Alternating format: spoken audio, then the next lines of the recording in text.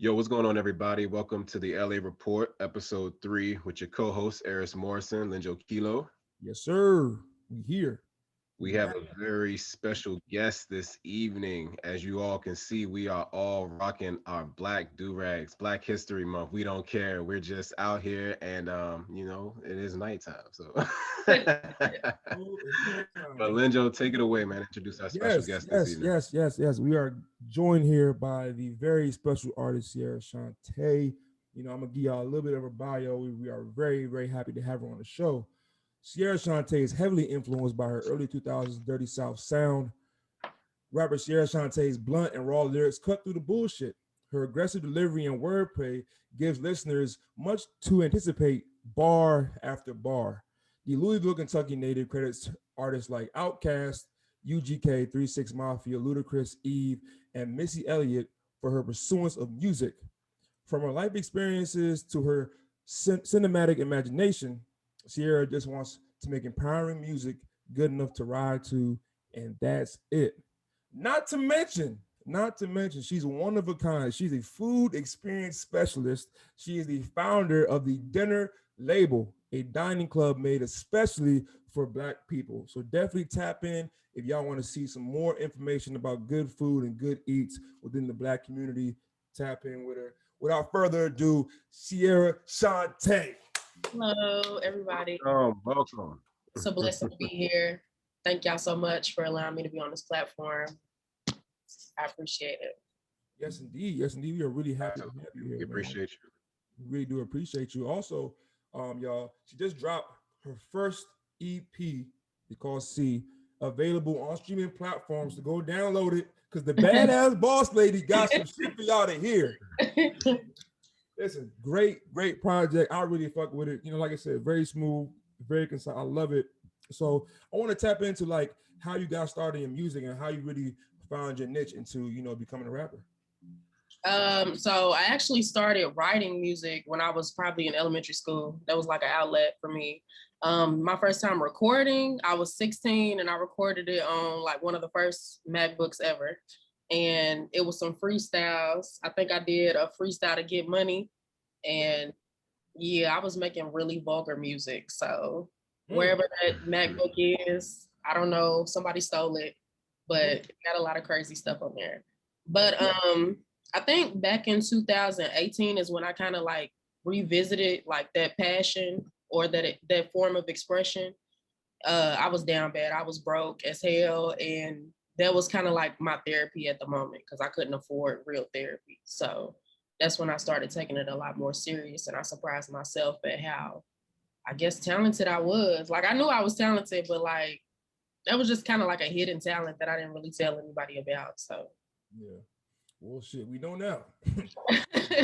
Boss lady, listen, I gotta put that on the intro of this episode because that shit really, really. Oh yeah. like that junk is in my workout playlist, and For real? Eric, for real, and Eric work out way more than me.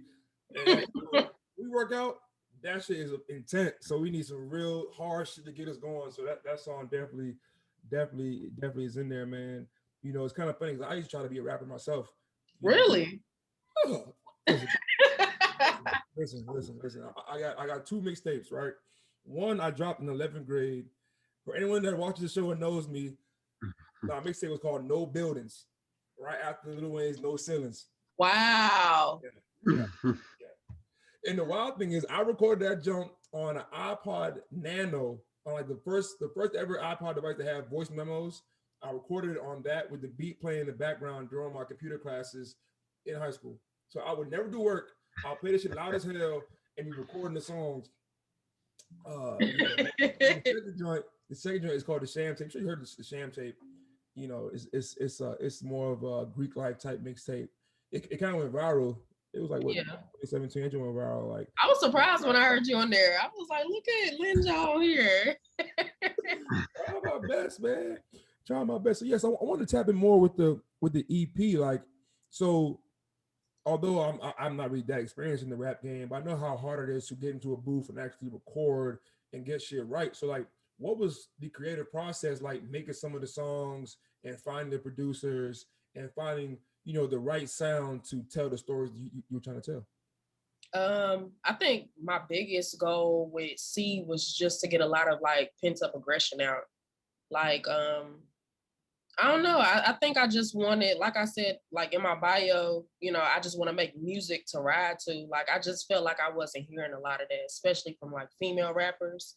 A lot of what I hear now is like a lot of twerk music. It's like really sexual, and nothing is wrong with that. I appreciate those songs, but I just felt like there was a huge gap in the mix as far as like the type of sound I wanted to hear, and I hadn't heard that in a while. So I was like, damn, I want some down south kind of gutter type shit you play and you can literally like do a road trip with, and it's no skips. So that was the goal. As far as like finding producers, like Badass Boss Lady is probably the only beat where I legit had to like buy it off a producer. The other beats were produced by my homeboy Naeem, aka N Stokes, and then my brother, Evan, Iguapo, because I was trying to keep a lot of shit in house because I didn't have a lot of money. Because that one beat, Badass Boss Lady, that shit was high as hell. For real? Yeah. Hey, these producers, like, I respect they hustle, but this shit is expensive. Like, man, as hell. Between the studio time, you know, having a budget for like videos, having to get outfits, makeup, all that stuff, and mixing and engineering and mastering and stuff. And it's just a lot. I mean, it wasn't a lot, I guess, per se, when I like look back on it, because I guess it was worth it all, but it was a lot more that went into it than I was expecting. So. Absolutely. So about how long would you say it took you to kind of get the whole EP together? I want to say a couple months, probably like 3 to 4 months, which is pretty fast for me. But like, I don't know. It's like once I get in my bag with writing, it's kind of like a done deal after that. And that's something that I'm really surprised at as far as like my growth, because back in 2018, I was watching YouTube videos on like how to write raps. And that really helped me. It was so weird because I was like, man, I can't, this is so lame. This is lame as fuck. But it really helped, like the format that I write in and shit like that. You know, trying to figure out how to read it and breaks here and there, so you're not like losing breath, because breath control is a lot of what goes into like rapping, especially when you think about performing and stuff like that. You know, recording in the studio is one thing, but when you got to perform that shit, that's a whole nother ball game. So. And I hate performing. I do. You know, that's actually funny you say that, because people don't really understand how hard it is to record a record, let alone a quality record. You know, because we see a lot of the mumble rap and all this trash ass songs that are coming out, right? So people think, you know what, they doing that, I can do it too. But then when it comes time to really making a song, and having to sit there and be like, damn, I don't got that much time left in the studio. How the fuck do I make this shit click?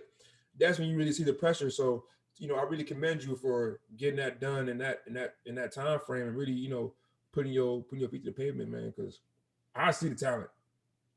I really do. You know, and I don't want to shit on any of the other female rappers that are out there, because you know that they're doing their lane. But like you said, there's a niche that's missing, like real raps from women that you can really ride to is lost. You know what I'm saying? Like, I personally cannot ride on a road trip 6-7 hours to body yada yada yada yada yada. Or I mean, those female artists are out there, but like, you know, I think I was in a Clubhouse group chat or something, and somebody else kind of like prefaced the same like point, and somebody argued, a female artist, I forgot her name, she's from Canada, and she kind of argued like, you know, those female artists are out there, but the public obviously is latching on to these artists that rap about those things. And like I said, I appreciate and I respect like the rise of female rap. You know, right now we're in this like era of, you know, the renaissance of female rappers, and I appreciate it. But I feel like there are, you know, niches out there that could be filled in other areas. But like I said, I appreciate these artists. You know, I'm just very accepting of this new wave of artistry. So how do you see like your specific lane of rap, you know, kind of coming to the forefront. You know, like to your point, you say like, you know, some of the female artists that's out here now, you know, one would say that they probably have like a certain style that is more deemed, you know, what some people deem is more attractive for the masses, for record labels to sell, and that, you know, from that standpoint. So like, how do you feel like you get yours to that point, or like, or what does success in the rap game look like to you, basically? Success in the rap game for me is definitely staying true to who you are. I've seen so many people get caught up in trying to like fit into a certain like image and style because they feel like that's gonna help them get on faster. And it's like if you focused on getting on and not like the quality of your art and just doing what makes you happy through what you create, and then I just feel like you in it for the wrong reasons, and that can be applied to anything that you pursue. So Yeah, yeah. Huh. So what would you say is the biggest challenge facing, you know, female rappers like trying to get into the game? Because at least from my vantage point, you know, I feel like the industry is dominated by men, and with that comes a certain level of misogyny and marginalization that, you know, happens to women. So like, how do you dodge those hurdles so that your voice is really heard and that you really get your fair shake in the industry?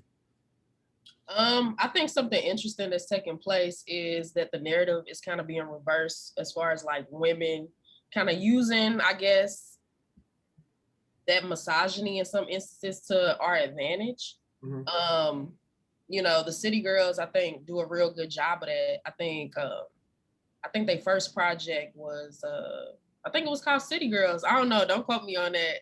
But like they had like this project. It wasn't like an official album, but they had a song on there. Like, I don't know, that whole project was like monumental because I had never you hadn't heard like an artist coming like that, dirty mouth, you know, saying vulgar shit like the City Girls for a while, probably ever. Like that's some, I don't even know. I get so excited talking about it, but they had a song on there called "I'm gonna show you bitches how to pimp a nigga." Like I was like, what the fuck? Like what type of shit is that? So I think I lost the question here because I got way too excited about revisiting that project in my head. But just shit like that is crazy. I don't know. I just feel like women have to come harder as far as like when they kind of like step into the game. So songs like Pimp a Nigga, Show You How to Pimp a Nigga, and what other song do they have on there? I don't know. I think it's called Tighten Up. It's just, I don't know.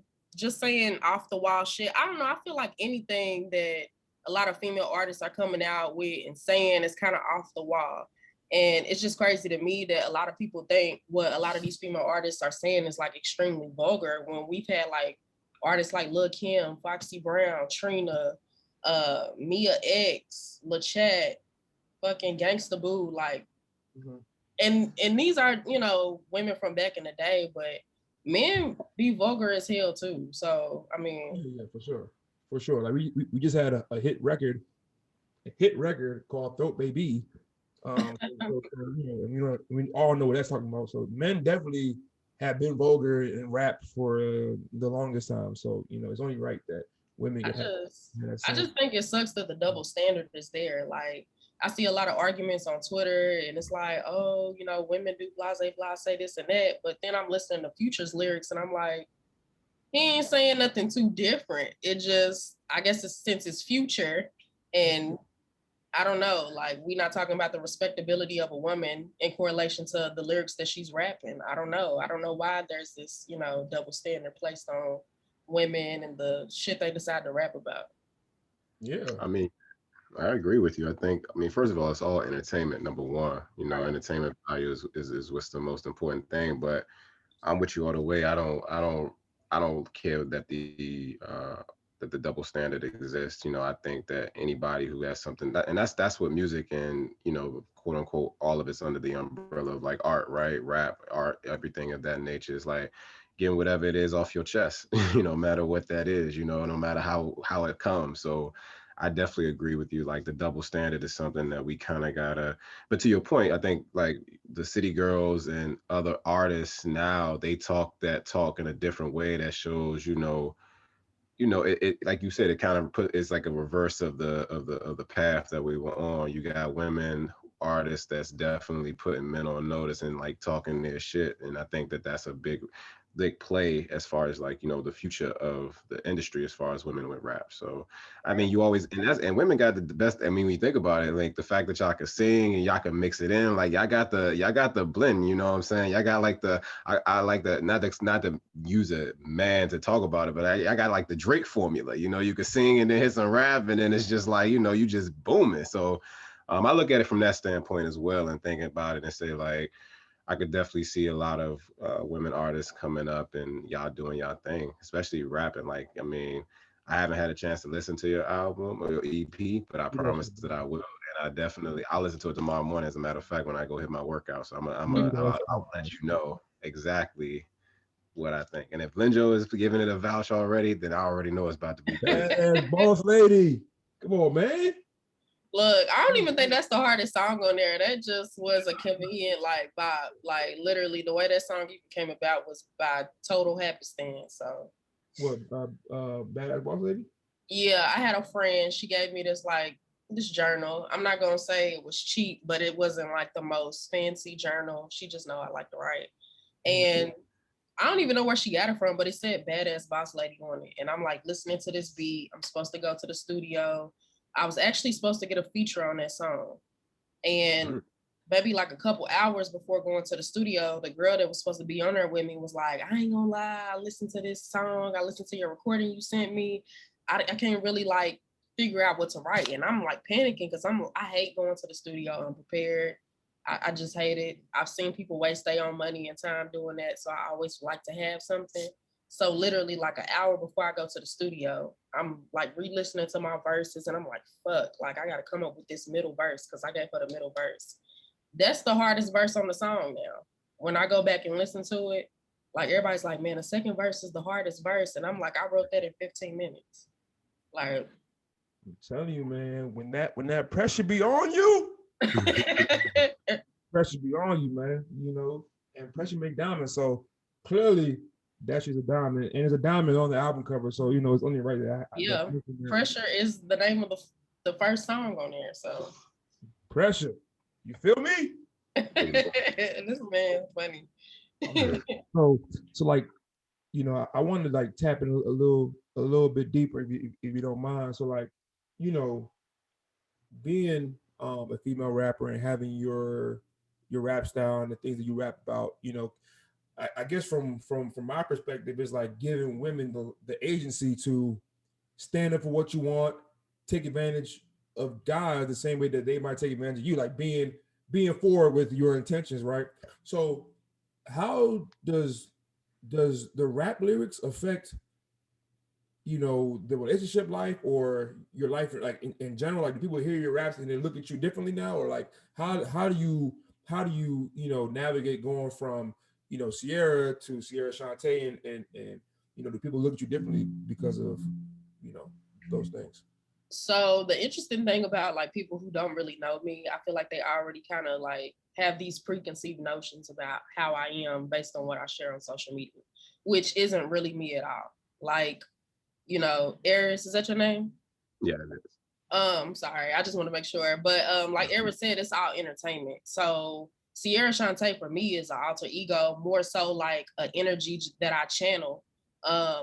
Because growing up, I was real like shy and timid, so I didn't really tap in with this whole like aggressive, assertive type shit until maybe a couple years ago when I just decided like I don't owe nobody shit. I don't owe nobody an explanation. Like I've done my due diligence. I've done what I was supposed to do. Like this is me getting that all this shit off my chest in the way that I want to. So That's dope. That's dope. But yeah, people have always had this like preconceived notion of me being like this super aggressive, super masculine woman, which is fine. You know, it keeps a lot of niggas from wasting my time. A lot of people from wasting my time too. Like there have been people who've been like, man, I was so afraid to approach you because good. I mean, you wasn't supposed to approach me then. If you feel intimidated by somebody you don't even know, like you weren't supposed to be in their presence. And that sounds kind of arrogant, but it's like, No, I feel you. That sounds like a personal problem if you're talking about you intimidated by me and I haven't even done anything. No, I feel it. I'm a nice person, so yeah, for sure. For sure. Yeah, I feel you. I feel you. Like I've gotten that a little bit too. Like people be like, you know, you look so unapproachable. I'm like, yeah, that's a little touch of insecurity on their part. Okay. I'm like, oh, okay. So This is half the battle. yeah, facts. All right, so let me ask you this, right? So, do you think women should shoot their shot? I think they should do it more often, Yeah. but ain't nothing like being courted by a dude, you know? If that's what people's preference is. I'm bisexual, so I like being courted. I like courting people. I don't know. It depends on the energy that I get from that person. No, I feel it. I feel it because I was in Clubhouse the other day, right? And they were talking like, you know, if a woman shoots her shot, she's, you know, emasculating the man, and now the man isn't a man, et cetera, et cetera. And then I was like, wait, what do y'all define as shooting your shot? They were like, you know, talking to someone and asking for your number. I'm like, that's shooting your shot, is asking for the number? I'm like, that's some bullshit. So before I give my opinion, like, what do you define as shooting your shot? I don't know. I think, excuse me. I think for me, like, it's just being straightforward. Like, I don't come off really aggressive. Of course, like, I read the room as far as like the energy I'm getting from this person, so I don't embarrass myself. But I don't know, like, I've shot my shot in different ways with people. Like I said, you got to read that person's like aura. Like, I've been real goofy about, you know, shooting my shot with a guy before who I felt like might have been out of my league, but like, you just never really know. You just never really know. Cause like the guy that I shot my shot at the first time, really like tall, baseball build, looked older. I was just like, you got kids? Like, you are beautiful. Like, you ain't with nobody? Like, how old are you? And he just thought that was like so funny. And I was just like, you know, I'm trying to shoot something, you know? So he was like, you funny as hell, bro. Like, so from there, or just like, I don't know, just being straightforward, having straightforward conversation. Like, you know, I fuck with how you look. I fuck with, you know, your energy. I like how you move this. You look like you move this way. So I don't know. It's just being straightforward. A lot of women are not really comfortable with doing that. They feel like they're gonna emasculate a man, or I don't know. I just feel like that's your own perception, like, and that's fear. Yeah. I don't know. People have this fear of rejection, and I'm just like, it's just your perception at the end of the day. Yeah, I agree. I feel like women should shoot their shot. Why do you feel like that? Women should no. I'm saying men should do it too, but women should shoot their shot because, you know, I'm a firm believer of closed mouths don't get fed. So if you don't put yourself in position to get what you want, then it's not gonna happen for you. You can't just go into a room and assume, oh, the nigga I want is gonna talk to me, especially if he don't see you. You know what I'm saying? Like for example, right? Let's say I go into a bar. I'm at one other bar, the ladies at the other end of the bar, right? I'm doing my thing, she's doing her thing, and then we lock eyes. Or she gives me a signal that says, come this direction. I define that as shooting your shot. Really? Yeah. Okay, look, it's the same thing as like if I add someone on Instagram or they add me and they end up liking like 80 of my pictures or photos from like 72 weeks ago. That's weird. That to me is a signal. That's like, creepy. Hey, I mean, that's not a signal. That's creepy. Okay, remember that 80. They look like 7 of my pictures. 2 of them could be like from 40 weeks ago. And that's a signal to me, like, hey, I'm shooting a shot. What's up? You know? So I do think that women should shoot their shot. And I don't think it's emasculating a man if a woman shoots her shot at you. Like, in my opinion, as a man, if you feel as though your masculinity is now threatened because a woman asks for your number or says something to you, then that's on you. That's not on her. You feel what I'm saying? I mean, I do feel like there's a way to kind of like come off. Like I have witnessed some women like come off super aggressive and like that energy wasn't like displayed from the other party. And it's like, where is all this like aggressive energy coming from? Like, you know, Buddy wasn't really even showing interest to begin with. So I don't know. We just gotta kind of read the room on that one.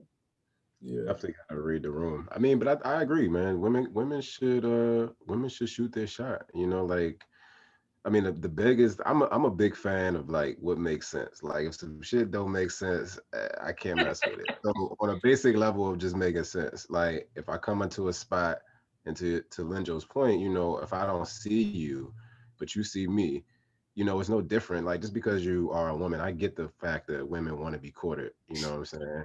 Women love a good chase as long as it's by the guy that they actually want chasing them. So it's just like, you know, if you see the person, I mean, least you can do is you don't even gotta go over there and necessarily speak. But to Linjo's point, shooting your shot is just showing interest. You know, it's whatever form of showing interest that there is. So I mean, I do think more people should do that because that whole like tentative shit is like we ain't in high school. You know what I'm saying? This ain't Right. like this ain't it. You know, you want somebody, you know, go say what's up. You know, it's crazy. You really think about it. It's no different than like, you know, people on these dating apps, right? Like, you know, people shoot their shot by if they like a person and all of that type of stuff. So, you know, it's kind of like it's an intriguing perspective versus, you know, being in person versus like online. But you know, everybody got courage online.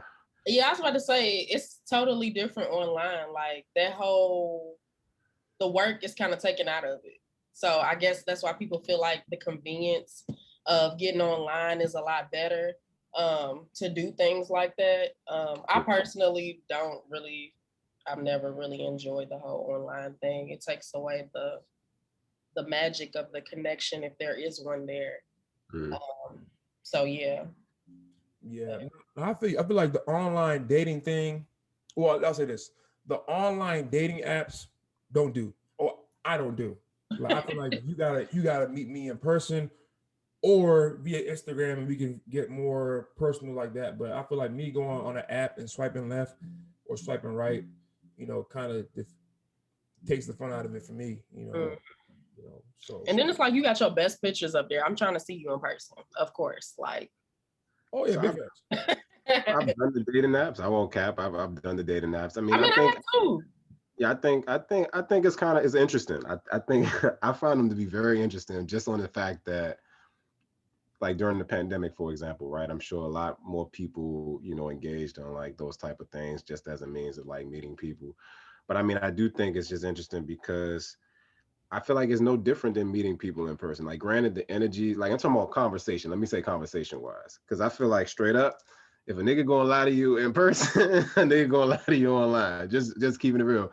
I could be like, man, what's up? I'm a doctor. You know, I'm Dr. Morrison, man. Like, I can tell you that in person. What you gonna say? Like, from a conversational standpoint, like, and a confidence standpoint, to your, I guess it is a little bit different in person because you know most people may not have the gumption to go through with all of that, but Mm.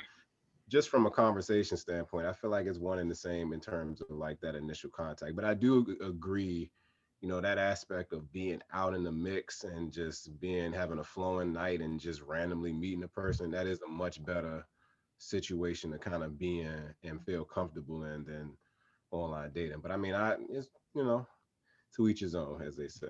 Yeah. Yeah, Yeah. yeah. So like, you know, you mentioned before that you're, you know, bisexual. So like, how does that affect, you know, better yet, like, how do you accept women approaching you? Like, how does that happen? You know what I'm saying? Like, how do they approach you? Like, they say, "Hey, what's good? What's I see you?" Or like, is it more, you know, subtle? Yeah, so that doesn't really happen. It's rare when it happens. Yeah, it's so tough.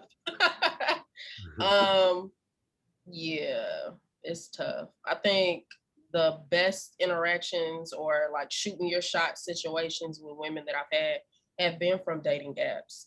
I don't know why.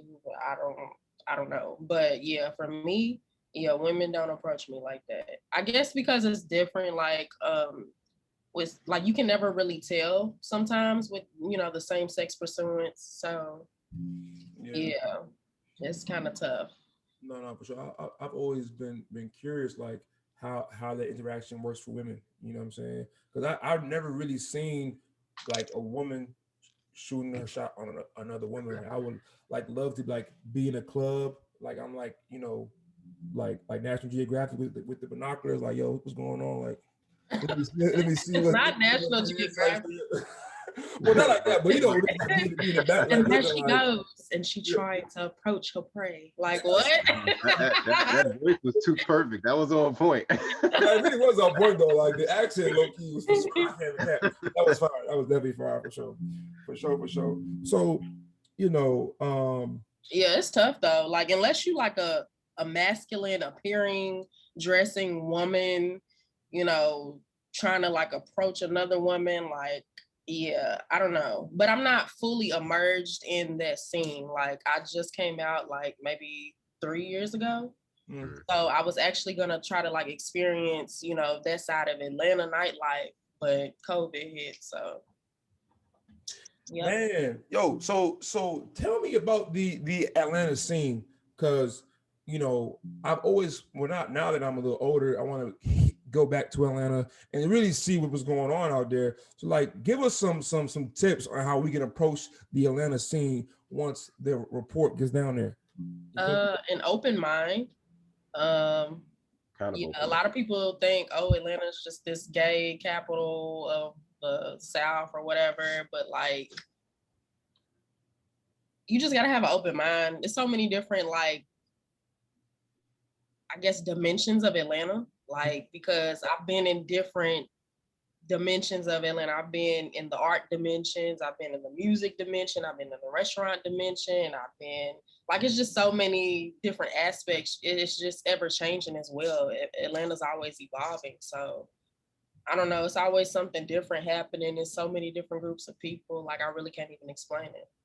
Word. What's like okay, so let's say Eris and I we go to Atlanta and we looking for something to do. Like what's the first spot you tell us to go to?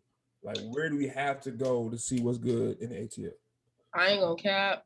Probably somewhere on Edgewood, even though they closed down a lot of places. But like brunch is like the club now. So like Fin and Feathers, wherever they got like hookah, brunch, and bottomless mimosas, like it's bound to be like a movie. So Fin and Feathers is one of those places. It's really small, but for some reason it's always jumping. I don't understand. But yeah, I don't do too many like club scenes. Like that ain't my thing. It's a lot of lounges here. Like Boogaloo is a nice place to go to. It's a lounge. They got music, hookah, food. Yeah. Peter Street, Escobar. It's really the loungy type thing now. Lounges are the vibes though. Lounges are definitely club scene. We know from being up here, the club scene is great. I will say like the best club scenes like up here. Where y'all at?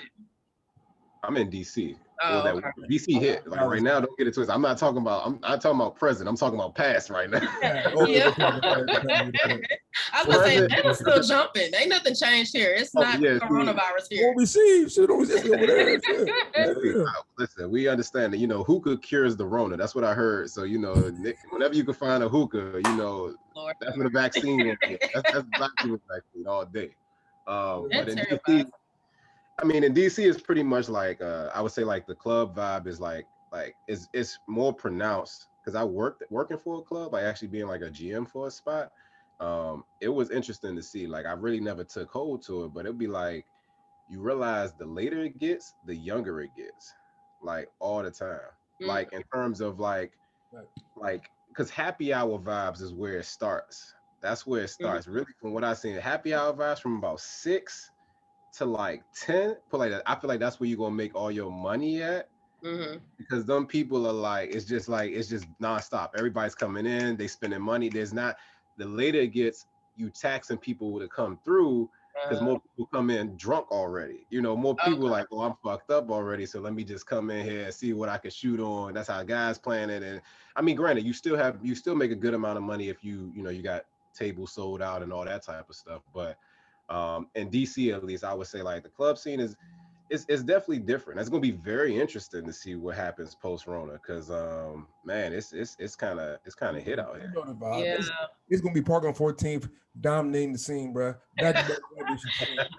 DC is like the home of like the greatest day parties ever. Like, By far, by far, by far, by far. hey, like By far. I was supposed to be up there last year, but I'm telling you, by far. People claim others like Houston and Dallas. No, DC. DC, bruh.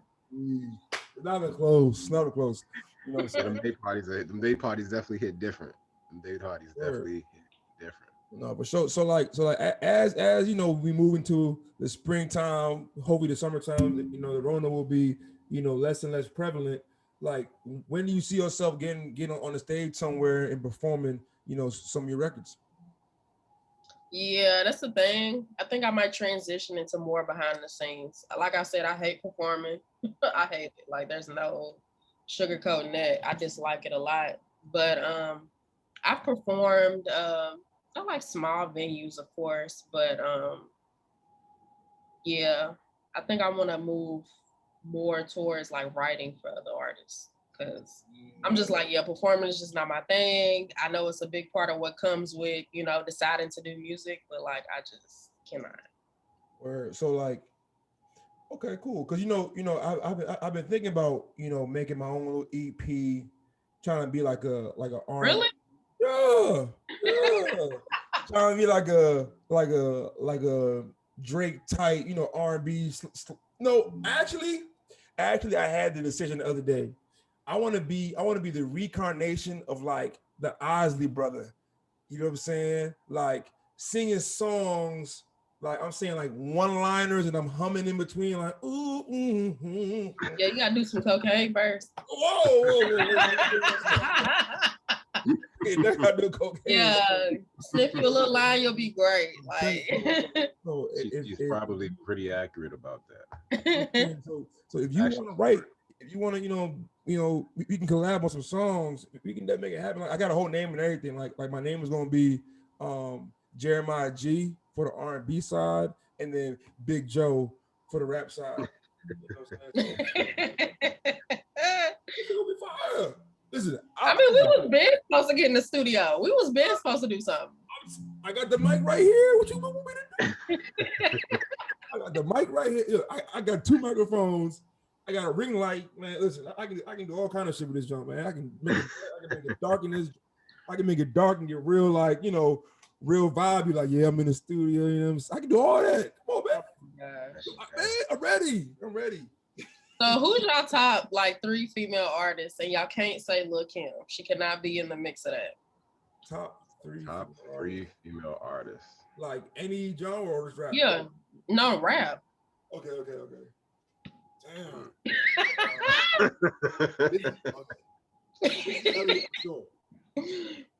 Missy Elliott for sure. She's in there for sure. Like, that's, you know, number 1 for me. Missy Elliott. Who else is fire? I forgot her name. She used to be on Rockefeller. Damn, I forgot her name. All right, forget her. Foxy Brown is nice for sure. Foxy Brown is nice. I like the song she got with Blackstreet.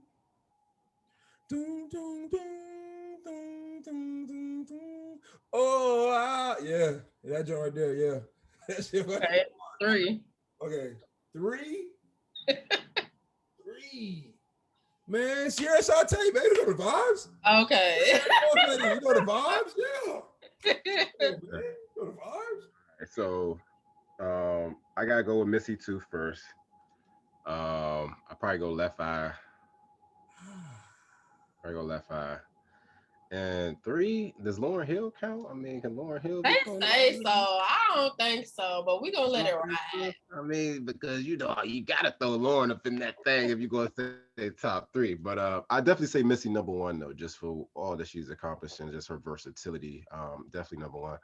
But if I can't say, if you don't give me Lauryn, so if I say Missy, Left Eye, I might say MC Light. Okay. Yeah, I forgot about her. I forgot. But definitely Missy number one. Oh, Yeah. and Rhapsody tough too. Oh yes, Rhapsody is tough. Rhapsody is tough. I mean, it's just like there's so many, just like within the men rappers, like you have different styles and different content. You know what I'm saying? But when you definitely, like I said, but I still think Missy leads all of that though. I think Missy still leads all of that, and as far as check the most boxes, if you will, in my opinion. Yeah, Yeah, definitely a chameleon. Yeah. So who's your top three? Top 3 female artists: Yes. Missy Elliott, Eve, and yeah, Eve was different. And I guess if I had to say somebody from down south, I would have to say LaChat. She was associated with 3 6 Mafia, her and Gangsta Boo. So there's so many female artists that I'm not even privy to, but I know they got some good shit going on for sure. So I asked you this earlier, but we were asking on the show, right? So what are your top 3 intros? Like top 3 song intros, like, you know what I'm saying? Songs you look into, you like, yeah, this is it right here. Yeah, we talked about it earlier. So I know the 3 albums with, like, I know we were saying, like, I can't really say what intros, but as far as skits, I'm definitely saying like Outkast in general, just they was in a different lane as far as like they skits. Yeah. But like I said, Speaker Box was like an intro that just had me mind blown for so long. Like, and it wasn't even shit said on it. It was just a fucking beat. And then you heard Speaker Box, like that shit was just hard. And then you got Red Light District with Ludacris. I mentioned that one. And then Under Construction with Missy Elliott. I think that project had Gossip Folks on it. So yeah. Fire, yeah. I couldn't find my 3 intros, but definitely Jay-Z's intro for the Dynasty album for sure. That's number 1 for me though. Yeah. Number 1. And then like I like us give like my top 2 projects, I guess. There's so many projects that are so good. I can't even name 2, but the ones that I'm playing heavy right now, of course, Victory Lap by Nipsey. That joint right there still gets played heavy. And then what is it called? Tana Talk 2 by Benny the Butcher. Oh yeah. Hard. The butcher coming, nigga. Yeah, that shit go hard as hell, man. How about you, Aris? What you got for us? Top 2 album, like projects. I can't even limit it. I can't give you 2 top projects off the top of my head. I couldn't. What? You know what? You know. That's actually kind of. It really is a hard question. So many good albums, but I'll say one underrated album that people don't give enough credit to is "Thinking Out Loud" by Young Dolph. That album goes hard, crazy, hard. Are we talking timeless though? Like when I think about the top albums, I'm thinking something that's timeless. Like I could be 50 and still want to listen to that. Granted, I'm probably gonna still be listening to trap and shit when I'm 50. It's crazy, but we gonna be different. But like, I mean, like shit that, like when you think about, I don't fucking know. I was gonna make it more complicated, but yeah. No, it is hard to put like, yes, like albums that are timeless. You know, there's Really difficult. I feel like it's very hard. Oh, at least in today's time, they're like few and far between. Like, what was the last classic album that we've gotten from a rapper? Some would say Kendrick. Butterfly. Kendrick. Nipsey joins a classic.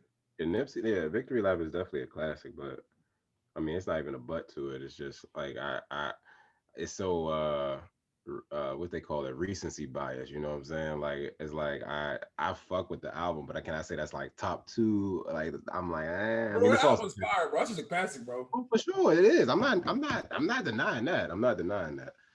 It's just like top 2. It's like shit. I gotta. you know, it's one of those things where you start listening to shit, you're like, damn, I forgot about that. Like, I feel like that's Yeah. exactly how that was going to be. Yeah. I'll be struggling all night. No, that's facts. I think it's how it was with I forgot what the album was, but the one that got Dipset Anthem on it with Dipset, like that album there, like I don't know, I just like that feeling. That's how you know shit is timeless. Like you pop it in or you turn it on and you like, damn, I forgot how hard this shit went. Like, or I forgot how you know seamless this whole project was. You know, when it ain't got no skips on it. Shit, you're not listening to nothing nowadays that ain't got no skips. Yeah. It's they to put that much time in. It take a good amount of time to really perfect each song. You know, you got to have some fluff. Everybody got some fluff in this shit now. I'm telling you, y'all. even like some of Ludacris's worst songs are still like. Yeah, Luda underrated, man. For real, he's really underrated though. For real, he really is. Like Luda, like him, Missy, and Busta Rhymes kind of all fit into that box of like weirdness, but like people fuck with it. Cause I be telling people often, like some people around me, they be like, man, I don't know if I should like release this or put it out because I don't know if people gonna fuck with it. I said, people don't know what they fuck with until they fuck with it. I'm pretty sure like initially seeing Busta Rhymes videos was like, what the fuck? Like, but this nigga created a whole lane of creative like ways to shoot videos or like portray himself in videos, and Ludacris and Missy, I feel like are in that same box. Yeah. So definitely.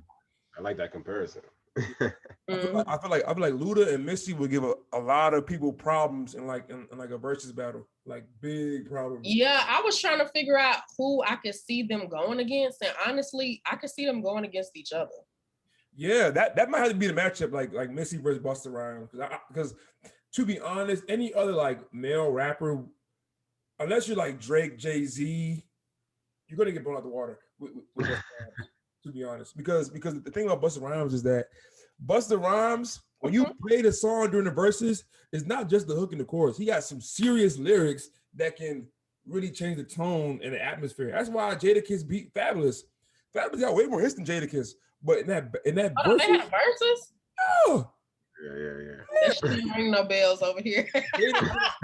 Jadakiss got Fabulous out of there because Jadakiss is playing hard ass rap lyrics.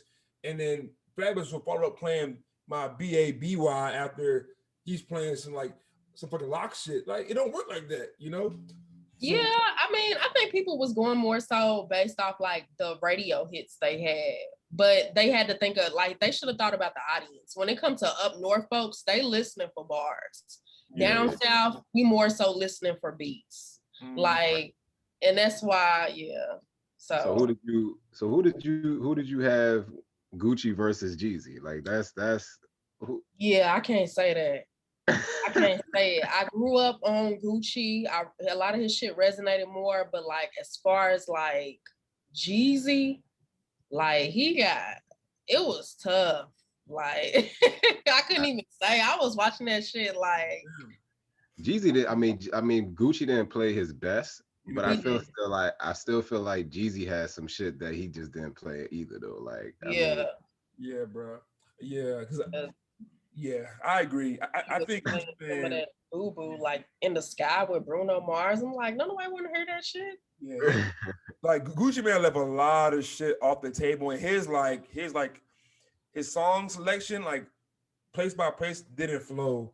Whereas Jeezy shit was like, you could tell he prepared. Like when he was like, one thing for sure, two things for certain, and then boom, the song came on. I said, hell yeah, niggas was hype, bro. Shit, his shit was like a concert. Like they put that shit together well. Like the build up was fire. Yeah, bro. But since then we had some trash ass verses though, man. Like, well, not trash, but it didn't hit the same. Like the Shantae versus Keisha Cole joint. Yeah, I ain't even tune in for that. That didn't do too much. That shit was some mid, bro. They rescheduled like what, 3 times? Yeah. So by the time they did it, I was like, all right, let me listen to this. And then like Keisha Cole came out swinging, playing her shit early, but then at the end she had no hits for Ashanti.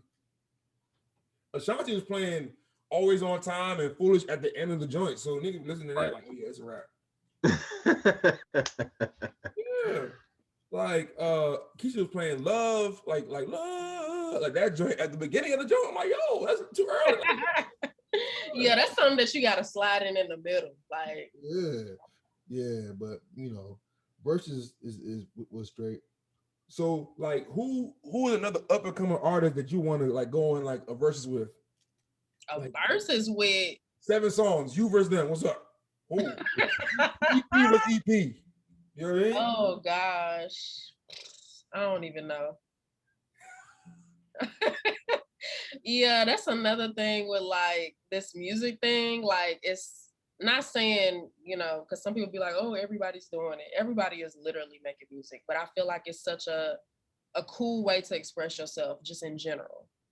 Should everybody pursue music? No, but some people getting gassed up and got the money to pay for all this shit, so they like, shit, I'm gonna do music. But yeah, I've come across people who are not even remotely talented, in my opinion, and I know it's my opinion, but they do music and they got people behind them gassing them about it. So I'm like, I'm gonna do music.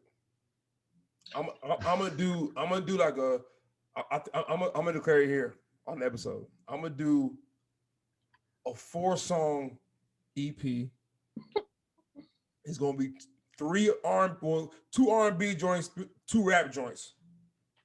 It's gonna be a double side EP. Jeremiah G versus so it's gonna be 2 songs on one side and 2 songs on the other side. I'm telling you, that's what they used to do back in the day. What? I'm talking about like songs, like not no 1 minute 40-second for TikTok. I'm talking about like 7-minute joints. Damn, you just reminded me. What happened to Nitty Beat? What happened to that nigga? It's a Nitty Beat. Like, what happened to that nigga? Damn, I just thought about this shit because when you was talking about like having 2 songs on one side, I thought about like these demo tapes I used to have, and I remember having a Nitty Beat tape. Nitty Beat. Just a Nitty Beat. Yeah. No matter of fact, I think Zaytoven got some beats on Apple Music. I might have to snag some of those for the free ski. You know what I'm saying? And get jiggy with it. But I need one R&B beat, like a nice, like a classic joint, like a Ozzy Brother, you know, average white band, you know, like something like that. I can really get jiggy with. You know what I'm saying? Like the type of song you play at the 40-plus-year-old happy hour. You know what I'm saying? Is you. Not the 40 plus. How old are y'all?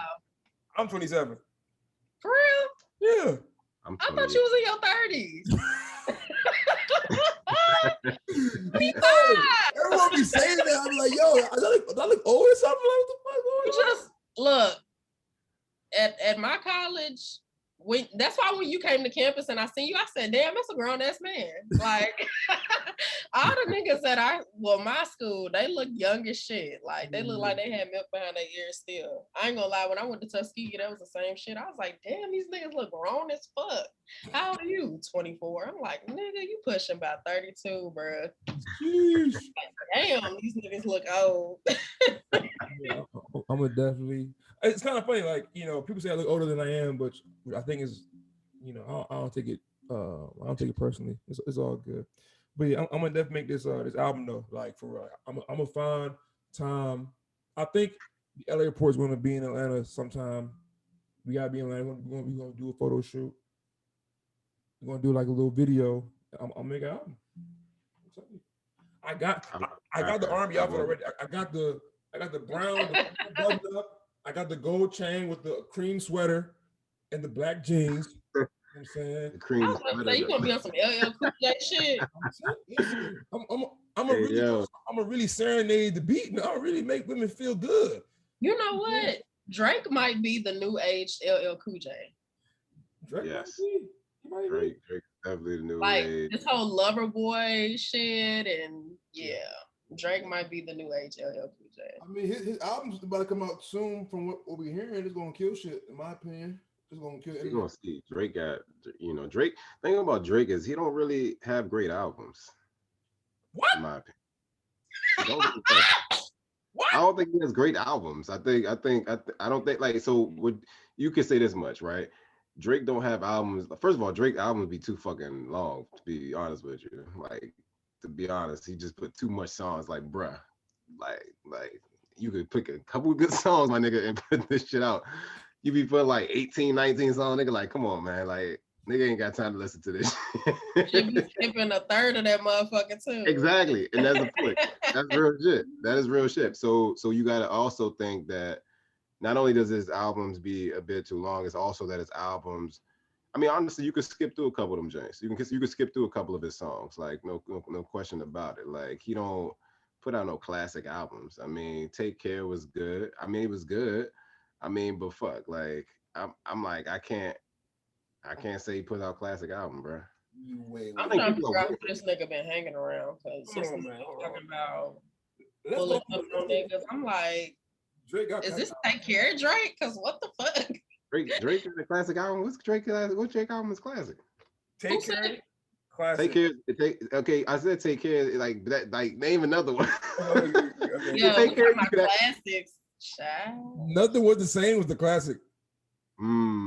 Classic. For sure. Classic. What makes a classic for you? Because I could skip over some of them songs. Take Care was the closest thing he had to a classic. I will admit that. I fuck with Drake. It's the classic because Drake really took the time to throw out bars at niggas and was really out rapping folks while making songs you can really enjoy while you're listening to. Drake is an art. Drake is the best. I'm not saying Drake has got. I would say this about Drake. Wayne gave Drake the game a long time ago, and Drake just ran and took it to another level. But Drake's best work are like features. Period.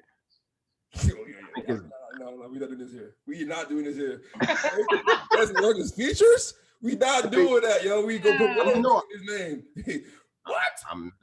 I'm saying like his. I think so. I mean, I think his best work is when he's like specifically like when him and Ross put together music. It's like a fire combination, in my opinion. But like, I'm not knocking Drake. I really. I mean, Drake is the biggest artist of this generation. You can make the argument of all time when it's all said and done.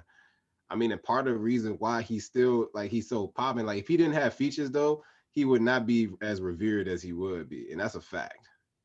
That's a fact, bro. If he did not have features, would he be the same artist that he is today? No, you can't. The same. Wait. You can say that for every artist though. Not really. Yes, you can. Not really. Yes, you can. If Jay-Z did not have features, he still would be. He still. What are you talking about? He still would be the same. Because some of Jay-Z's best joints or features, for a fact. Jay-Z would still be Jay-Z. What do you think? Let's hear what you have to say. Yeah, I just feel like Drake is boosted a lot. Oh, and that's what makes me like often disappointed in him because I'm like, these motherfuckers be boosting him, and I be expecting so much, and then Drake under-delivers for me. Like I just be like, people be trying to make him out to be the Beyonce of rap right now, and I just he is. What? Drake? Come on, man. I don't know, because Drake is a really peculiar person. Like, if you hear how he raps in these songs and then you listen to how he talks in these interviews, I'd be like, this nigga dead ass be acting, bro. Like, he's an artist. He's an artist. You know what I'm saying? See. It's levels, bro. Like, this nigga be talking like Aubrey in these fucking interviews, and then like in these fucking songs, you just be like, is this the same nigga? But he's different niggas on different songs. Like he's Jamaican one day, he's Canadian, Jamaican another day, he's Hispanic another day. Like I just that is the artistry that is Drake. Drake's best ability is that he's versatile. He can make hits in 4 or 5 different genres. And when he gets into his rap bag, he be out rapping niggas. This nigga's like, let me be Jamaican for a day. I like I said, I give Drake his credit, man. He's the biggest artist there is right now, no question about it. I mean, he is uber talented. I mean, his versatility is key, but I definitely think like, I mean, like I said, I think Wayne gave him the game at a point where he was more talented than Wayne, no question. But like as far as rapping, I can't say Drake is a better rapper than Wayne personally. Can't say that. Cannot say that. Linjo, was you saying that? You cannot say that. What the fuck is wrong with you? You What can't the say fuck is wrong with you? Time out. Okay. What the hell? We want to have an honesty minute real quick. I was like, is this the full circle that we coming back to? This is what the fuck was on the table? We gonna have some honesty right here because I love Wayne. What you finna say? Here we go. I love Lil Wayne, right? Lil Wayne had the hottest peak of all time out of any rapper between 05 to like 2000, no, probably like 07, 2010. He was the hottest. He's the best rapper alive. I agree. But his rap style could never adapt. He was punchlining niggas to death. By the time we got into 2012, 2015, I've heard every punchline he can give me. And that's why. That's cap. That's cap. That's not cap. That's not cap. That's not cap. That's cap. His punchline game is so elite. Like he is elite. You don't think his punchline game is elite? Bro. Lil Wayne has not been the same. I'm not saying he's the same. I said his punchline game is elite. Like something that he's always been good at, he still can do at an elite level. It's like right niggas just don't fuck. Yeah, right now. You're tripping. I'm not. I think Wayne washed, bro. He's not washed. I think 2010. I think the difference with Wayne though is the fact that you got to understand the times have changed in terms of like what music sounds like to us. But if you were to put like this, just like how he did in those Ceilings mixtape with other niggas beats, if you go and actually listen to, like, if you tired of Wayne, you kind of canceled yourself out of being able to be objective about it, because you just said, I feel like I've heard every punchline, so he's punchline me to death. So what he's elite at, you already said, I'm not messing with that. So if you're gonna say what he's elite at, I'm not messing with it. So it's no point in you checking out his latest work, because it's the same flow. Because if he did I think it was called Dedication 6 or some shit he put out like a year and a half ago. That shit is fire. Like the shit he's saying on it is fire. Like you can say what you want. You tripping. Like this is the thing. Drake will even say Drake in his heart of hearts knows whenever Drake gets on a song with Wayne, like Wayne pulls out the best that Drake ever has to offer, because he know he got to come correct when he on the track with Wayne. Period. He's a better rapper than Wayne. No, he's not. You know why? Drake will tell you that he's not a better one. It don't matter. Yes. Whoa. Wayne is not a storyteller the way Drake. Wayne gave a story. What's the journey did with Kendrick Lamar? What's the journey? He gave you a story. He depicted the whole thing. What's the journey did with Kendrick Lamar? I can't even think of it. What's the song? Recently? You said what? I'm saying like it was It's old. It's one on his album, but he gave a whole Mona Lisa. Oh, you talking about the one where yes. he's pretending? Is Mona Lisa was that not a story? Was Mona Lisa not a story? First of all, nigga, you said that Drake is a better storyteller than Lil Wayne. Yes, right. I'm like, we gotta factor in the fact this nigga Drake had a writer, bruh. Most rappers have writers though. This nigga, bruh, I do not believe Lil Wayne had a writer like that. And if he did, bruh. No, Wayne. Are you fucking serious, Lil? You think fucking Wayne had a writer? This is the thing with Drake. This is the thing with Drake is even saying. Yo, the shit that Wayne says, you can't even put that shit pen to paper. It's kind of like Hope at a certain point. You know these niggas are not putting pen to paper for the shit that they coming up with. You just know. Okay, wait. You just know. Okay, wait. This nigga. When you rewind the shit. Let me try to understand the logic real quick, right? Come on, bro. So do we all agree here that Jay-Z is the best rapper of all time? Yes, but this is the thing with Jay-Z, in my opinion, which makes him the GOAT, in my opinion. I think Jay-Z's longevity, because to your point, like, this is what happens when you talk about GOATs. I'm going to get basketball, because, Linjo loved basketball, right? He loved LeBron and Jordan. I have to say Jordan had the highest peak. His peak was greater than LeBron's peak. That's how I view it, in terms of him, like, his dominance. LeBron has had the better career. So you talk about a guy like Jay-Z, his career accomplishments as well as his peak, you could call him a GOAT.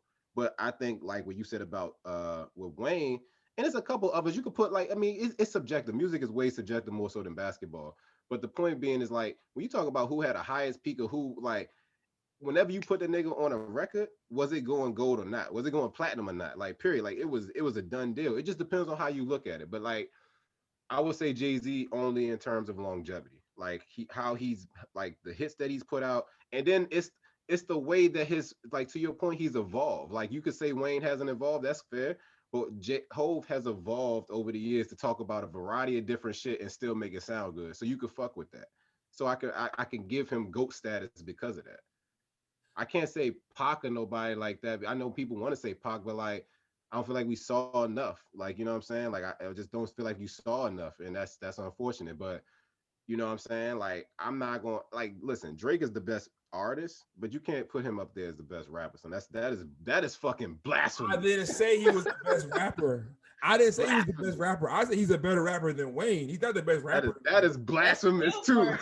And like I was trying to say with Jay-Z, Jay-Z has better bars than Wayne by far.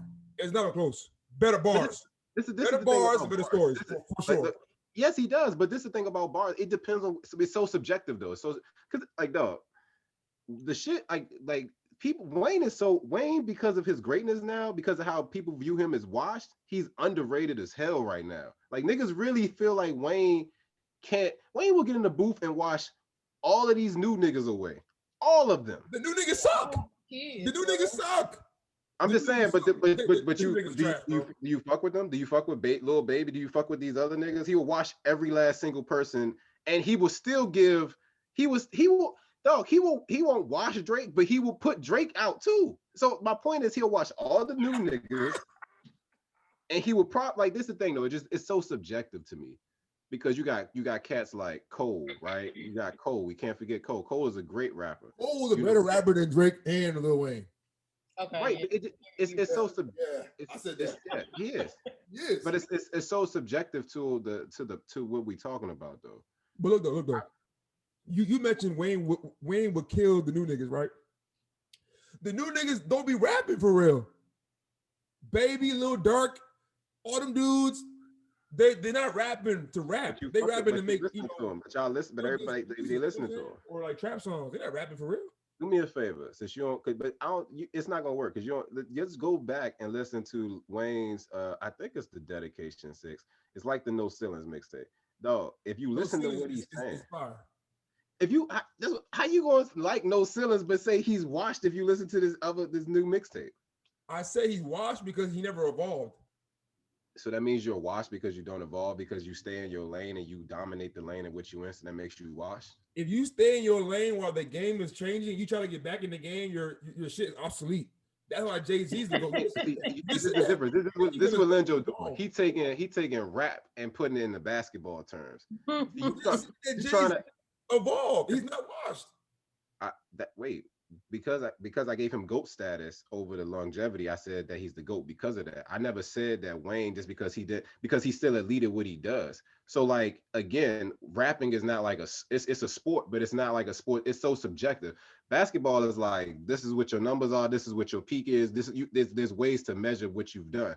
Because if, again, when we're talking about it all said and done, Drake is going to have the accolades to say as a rap artist, he's washed all of these guys, but we know he's not a best rapper, is what I'm saying. I agree with it. So it's not a sport that you can just say Wayne is washed because he's never evolved. He still talks his same shit. If you put him on a beat and he punchlines you to death with some shit that you like, damn.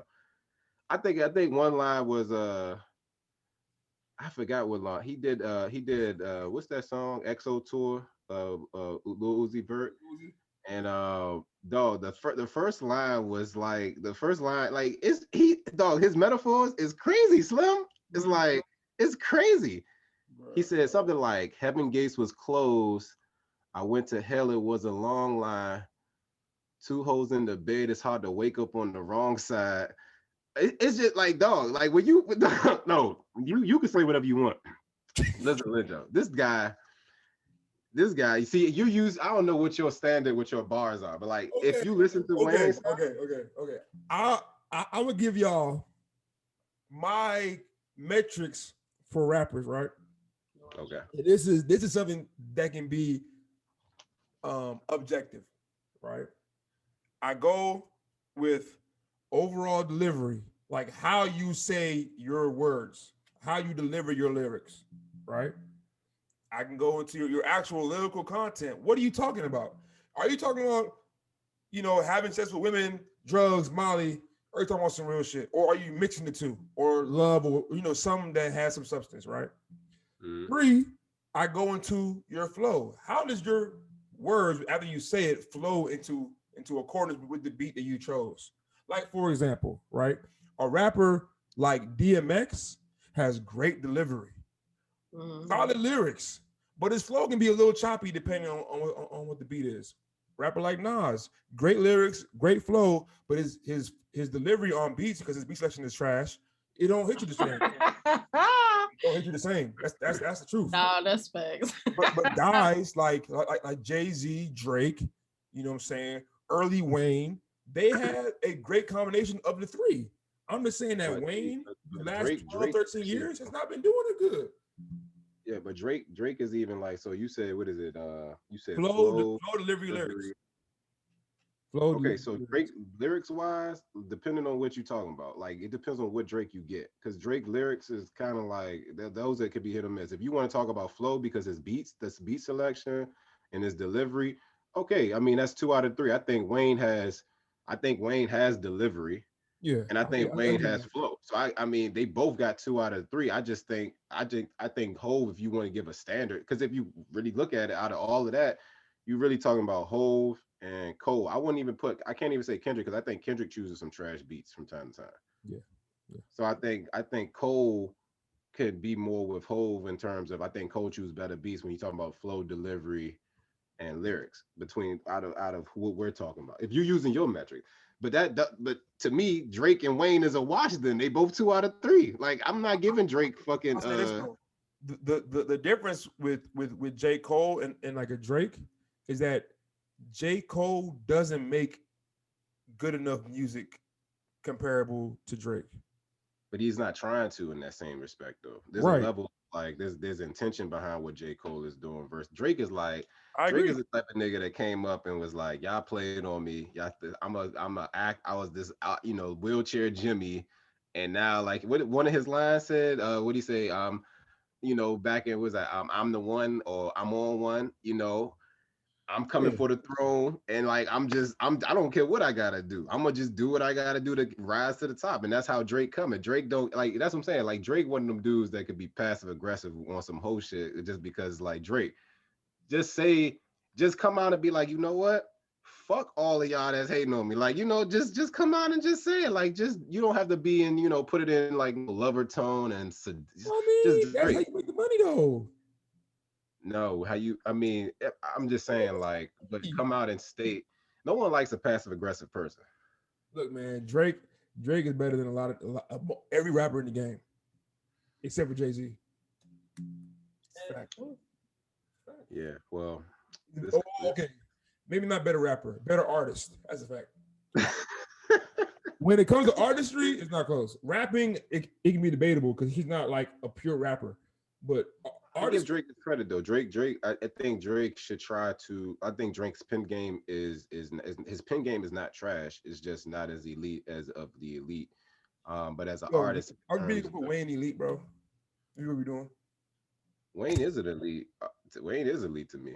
I think again, like we have two different subjective measures in terms of like you talk about content, and a lot of Wayne's content ain't talking about shit. But when you listen to what he's saying and how he can put words together and the ways in which the shit sounds and the flow, like I said, based off your own criteria, his delivery is always fire. His flow is always going to be fire. His content is just that's subjective. His content is everything. Everything about content is subjective. Wait, So wait. So who else is an elite rapper? Based on both of y'all's opinion. So both of y'all go. Who's the elite rap? Like pure rappers. Who's elite to y'all?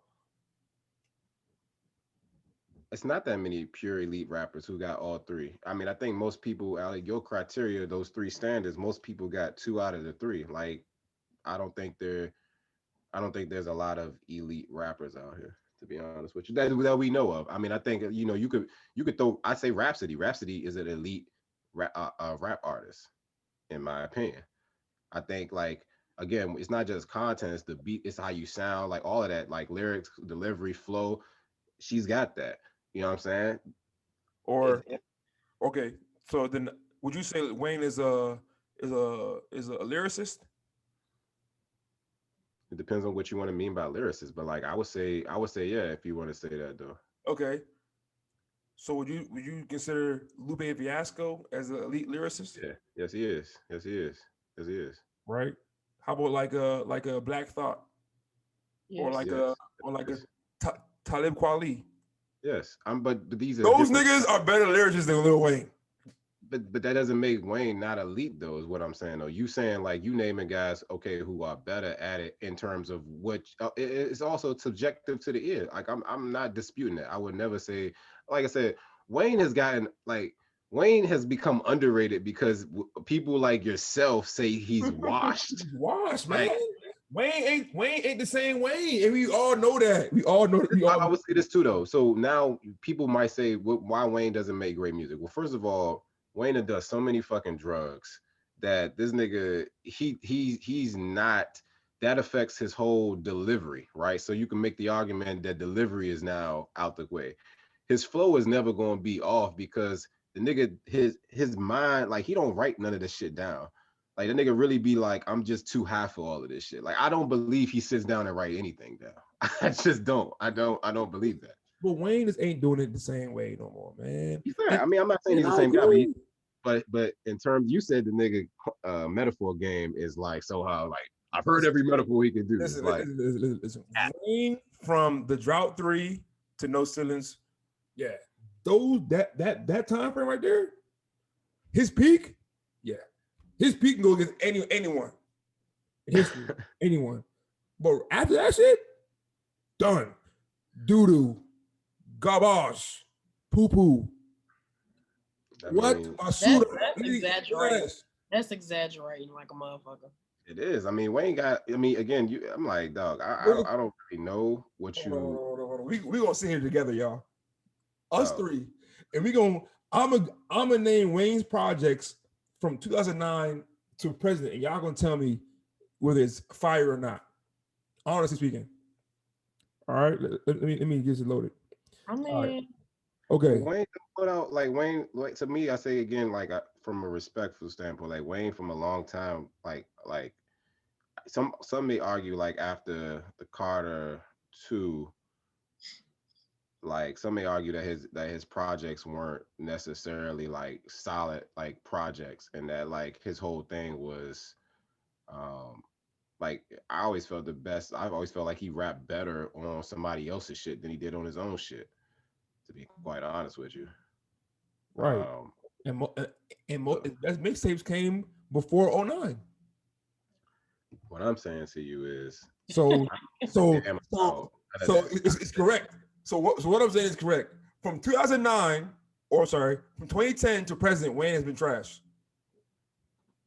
Saying the nigga is trash because he ain't got no solid projects in terms of his ability to like produce a project. That's your criteria for being trash. You're doing all that to say yes.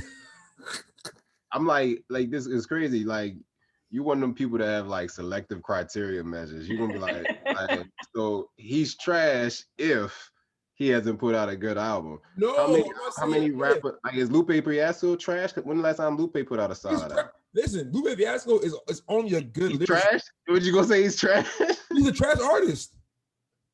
Is he a trash rapper? Is he washed? Yes. He's an elite lyricist. He ain't done shit since what's called. So Lupe couldn't hop on the track and give somebody bars on just on. Lupe has not done anything substantial since his what album was that? Food and Liquor 2, and that was his best album was probably Food and Liquor 1, and then the Cool. After that, he was not the same. That's the truth. Truth. This is my point about Wayne. Wayne had a hot peak, great mixtapes, great albums until 2009. After that shit, he is washed. Hey, listen, man. I ain't gonna argue with you. I ain't gonna argue with you, man. You know, I got my opinion. You got yours. Funeral, Carter 5, FWA, I'm Not a Human Being, 2 and 1. Hey, yo, I'm fucking dead. Anyway. Hey, yo. Running, Joe? Come on, man. How long is this running? Oh, well, we had an hour 15, 16. Okay. I mean, we can. I mean, it's on y'all. You trying to keep it going? Y'all want to cut it off right here? Yeah, I think we good. Yeah, I think we good because it ain't going. Yeah, it ain't going too By much. the time we chop it up, it'll be like. Y'all just some Wayne lovers, man. It's okay. I understand. I mean, you a Drake star. You up here said Drake is a better rapper than Wayne. That is blasphemous. Yeah, I That don't is agree with that. absolutely That's blasphemous. That is blasphemous. Blasphemous. better It's so artist. blasphemous. It's so blasphemous that your own man's will tell you that it's blasphemous, and he will mean it from the bottom of his heart. He would mean it. He'd be like, Drake would be like, Linjo. He'll probably sound just like that, Linjo. this this is why Drake might say that because of his gratitude towards Wayne and what he Oh, done. I knew he was gonna say that. No, he would say that because deep down he knows if he got no, into Drake would say that because he knows deep down. Even if you want to say, even if you want to say he was trash before, you want to say he's trash now. The point is this: Drake would say that on the strength of deep down he knew back when he started, back when Wayne took him on, and you could say gratitude, whatever. When he got in the booth, Wayne would take over the booth and over the record and just have Drake where he like when Drake started, Wayne was at the end of his peak. Like that 07, 08, 09, when Wayne was super hot, Drake came in the game. So of course you're gonna say Wayne will control the booth. But after that shit, it been Drake since then, for a fact. Drake got a Grammy off a mixtape. I'm not disputing what Drake's success is. Grammy off a mixtape, bro. Drake was also an R&B artist on that mixtape as well. So what? He's an artist. He makes music. Right. So sing on songs. Kendrick sing on songs. But Drake started this whole wave where like I'm not gonna say he started the wave, but he basically reintroduced the wave. You hating this point? Hey, I'm a Drake fan. I'm just like you know what? LeBron. I'm just saying you speaking blasphemous by saying he's a better rapper than Wayne. Like better rapper than Wayne. LeBron and Drake got the same haters, and you are one of them haters. And you try to tell me that Drake would say that Wayne better than him. That's like Michael Jordan saying Michael Jordan would never say he's better than Dr. J or Bill Russell because of what they've done before him. But Jordan knows for a fact he's better than them. This goes back to basketball, and when my point with Linjo is like, and I get it, like, see, Linjo's logic is based in basketball, and I respect it because that's his sport, that's his life, that's his passion. So he's going to take everything and put that in that world. What I'm simply telling you is, and Sierra she's not sitting here telling us anything. She don't give a fuck. Like, she's telling you, Wayne is a better rapper than Drake. She doesn't give a fuck. People give Drake way too much credit. Like, I do think Drake is like a phenomenal artist. Like, his ability to kind of like he's a chameleon too. And I think Drake is an opportunist as well. But as far as saying that he's a better rapper than Wayne, and we saw like Wayne fucking grow. Like, we grew up with Wayne. Like, it would just be a dishonor if I sat here and lied and being like, Drake is a better, and we seeing Drake evolve too, like in real time. But you cannot, like, if Rap City in the Basement was still a thing, I was still like, literally, nobody was fucking with Lil Wayne, like, as far as like bars, bro, like rapping ability, like nobody, and niggas know that. And if you want to say Wayne is more so trash again because of his delivery now, the drugs and what he's talking about, but to her point, a less drug-infested Wayne ability to deliver bars will forever be. Drake is not on that level because and Wayne's peak, as you could say, his peak is putting up against anybody. Drake's peak versus Wayne's peak, and Wayne still washes them. Just peak. And we talking about just peak rapping ability. Drake is an artist, so that's why it makes it more difficult because you like. Drake is so versatile in his delivery. Drake don't even have to come on a song and make it pop by rapping. This nigga can sing and make the song go platinum. He could just come on a song and sing. That's all. That's it. But you combine the two, and I understand why you're like, there's no competition. So you combining the two. If you just took Drake, you can't even imagine Drake without him being an artist. If he just strictly stuck to rap, there's no way. Because it's no way for you to see it, and I can appreciate that. Because you can't like I'm gonna take Drake for who he is. I can't take Drake and say Drake without singing and about without him being an artist and just make him solely a rapper. But Drake as a rapper on his own is not even he's not even shining Lil Wayne's shoes on his own, on his own as a rapper. As an artist, yeah, you at that point he washes Wayne. Like when no one's disputing that, it's a done deal. Like if they did a versus, that would be stupid. Even though Wayne got buku hits with other people, but it would be stupid because it's just like, come on, man, Drake is just an And not to artist. mention Wayne's underground shit, like his main, like we're not even talking about that. Like, Okay. Well, first thing I would say, I'm gonna put this on Instagram ASAP. Right after she goes, I'm gonna chop it up. We're gonna make this a poll, and then we're gonna do a clubhouse room and get people to really chime in. We're gonna do this and really get everyone's opinion, right? That's number one. okay, so like I just remembered like that song fucking Wayne made called Prostitute Flag. Like, bruh. That was in his prime. Okay, when he was singing on that shit, like And you made this in yo. You know what? You know what? Look.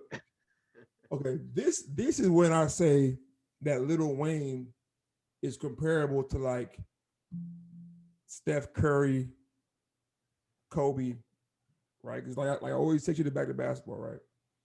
Steph Curry came in the NBA at the rise of analytics, and the value of the three-point shot was starting to become more of a fad. Then he came in with his shooting prowess and made it the thing in the standard in the NBA. You don't have shooting on your team in the NBA today, you will most likely not be successful, right? Wayne came in at the rise of digital music platforms, like digital downloading of mixtapes. Before Wayne, getting a mixtape was a bit harder to do. But once Wayne came on and people had LimeWire and MySpace, all different places, and Napster to download music, and he came in ripping other niggas' beats, that's what made Wayne Lil Wayne. Before then, Wayne was just another nigga, a part of, Cash Money. Then once he started making his mixtapes, then Wayne really became who he was. And then after that, after '09, he dropped off. You can say he dropped off because of drugs or his contract dispute. You know what I'm saying? That's unfortunate. But But the way Wayne, you just so I'm gonna kill your argument though. The way you just said, no matter what happened, post him falling off because of his contract. The same way I'm gonna go back and say, fuck what you talk about why he became successful or why he popped. Like you just telling me you can't say, okay, this is why he popped and became who he is, but then be like, I didn't get my well, who point. cares what happened because of all the shit that happened after it. You I get didn't you finish my point. I well was you comparing Wayne and Curry because they came in at the perfect time with the perfect storm. But you wouldn't say neither one of them are the best of all time, would you? They came no, in when the time was right, but this and is the and difference now though. we appreciate them. But this is the difference though. I think when people do stuff like that, to your point, I can see why you say that. I'll end it by saying this. I think people could say Tom Brady, right, came into the New England Patriots at the perfect time, right? Drew Bledsoe got injured, therefore he was able to do his thing.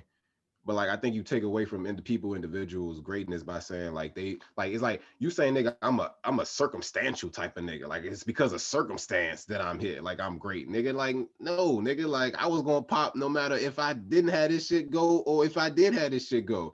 That's how I feel about Steph Curry. That's how I feel about Wayne. That's how I feel about Tom Brady. I feel like yeah, to your point, did those circumstances help them become who they are? Absolutely, but I'm not gonna say that without those circumstances they're absent, their greatness would have been absent because of it. That's just me. I'm gonna say they would have figured this shit out because the same way you say how prolific they are because of those circumstances, that still takes a level of greatness that allowed them to reach that prolific heights. Because just like you said, Wayne's peak is the greatest. You can put it up there with anybody. Steph Curry, what he did for basketball, what he's doing, you can't say that a nigga's circumstance is the reason why they're great. Tom Brady, nigga went to a whole nother team the first year, won a Super Bowl. He showed you that shit meant nothing. Like fuck what everybody was talking about with him. So that's how I feel about it. I can respect where you're coming from, but I just feel like you do a disservice when you try to say like, oh, his circumstances is the reason why he popped. That's just me. So, I mean, I guess we just stand on two different sides of the fence. I like to take everything into consideration. Wayne, after his mixtape, just was not the same Wayne, man. And I love Wayne, and I'll be the first to tell you, that the Drop 3 is probably the best mixtape of all time. Better than No Ceilings. But after that shit, Wayne was trash. But it's all good. We will come to the end of the show. It's probably our longest episode we ever did, to be honest. You know what's funny? I really thought we were gonna do this for like 30 minutes, 35 minutes. Shit turned to an hour 27, dog. Crazy. But it's all good. But it was a good combo. But yes, Miss Sierra, you know, give everyone your handles on IG, Twitter, wherever you're at for both the dinner table. I mean the dinner label. My apologies. The dinner label. Yeah. So my Twitter and Instagram is Sierra Shante, SIERRASHANTE. And on Twitter and Instagram, the dinner label is dinner label, spelled like dinner and label. So make sure y'all tap in with her on all streaming platforms. Download the EP, hear the song. I'll be jamming it tomorrow in the gym. I will be jamming it to my high intensity workout. So you know, I will definitely let you know what I think. Yes. And I'm excited. So thank you so much for coming on to the show. We want to kind of be sure that we keep keep in touch with our guests, you know, so we can like do like a future episode, see like where they are now type of thing, you know. So we will be staying in contact with you obviously, and letting our audience know what you're up to. So we look forward to that. And when we come to Atlanta, we're gonna definitely tap in with you. Okay, for sure. Yes, we will. Yes, we will. For sure. So with that said, y'all, we say peace. Peace.